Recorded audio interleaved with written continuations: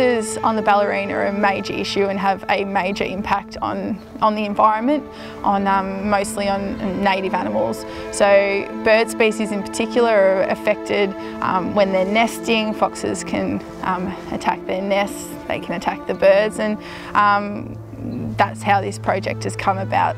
Well, the fox control program, Parks Victoria were running when we came here in 2001, and a chance meeting with one of their rangers and he was wanting to know how to contact their neighbours. I volunteered to contact the neighbours for him, and then brought the 1080 baiting program onto the private property in 2001. Well, the reason for the program, diminish the foxes' numbers from say 5 or 6 per square kilometre down to 2, and the flora and fauna numbers will rise. So the endangered species and the Ramsar wetlands are protected better with the fox numbers down. So behind us here we have an area which was an open drain full of rabbit warrens and fox dens with a big cover of vegetation, which was an environmental weed.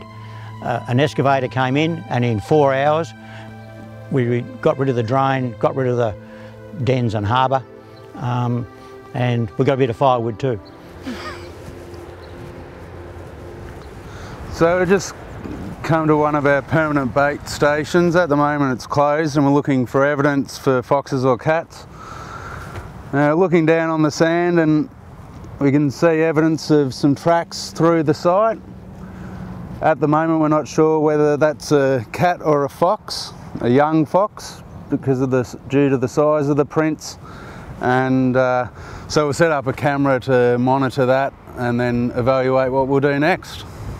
So I've got a remote sensing camera that we'll set on the station for 1 or 2 weeks and see what images we get there, just to make sure that we're controlling the right animal, and also fox off non-toxic free feed tallows.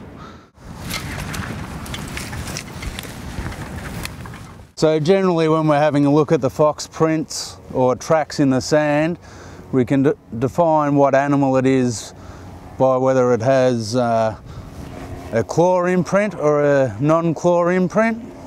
So this one is quite clearly claw imprint, so I would tend to say that this is an adult fox that's been through here. If we were to see a cat, the cats normally have their claws retracted and we'll just leave a pad print. So what I'm doing here is setting up a remote sensing camera to monitor the wildlife that's visiting the area. Just before we notice some tracks nearby, and we just want to make sure that we're targeting the right species in our fox baiting program. I've been working for Barwon Coast for 10 years and probably 5 years on pest animal control. The benefits that Bellarine Ark have provided myself is building a better knowledge of the target species and ways of evaluating and monitoring the success of our programs.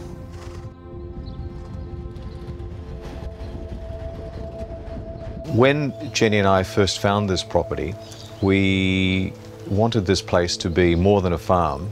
We recognised its potential to achieve that by virtue of its location being close to Lake Connewarra, the Barwon River, and also tributaries of the Barwon River that had mangroves there.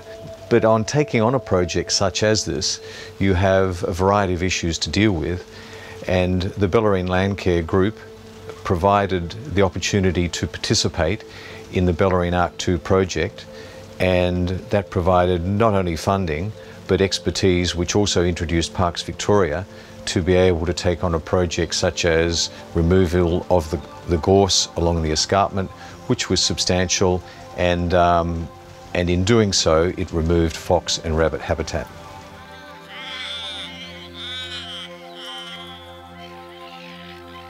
The future is for this farm is that it has two enterprises. One is farming and the other one is maintaining this beautiful, pristine environment.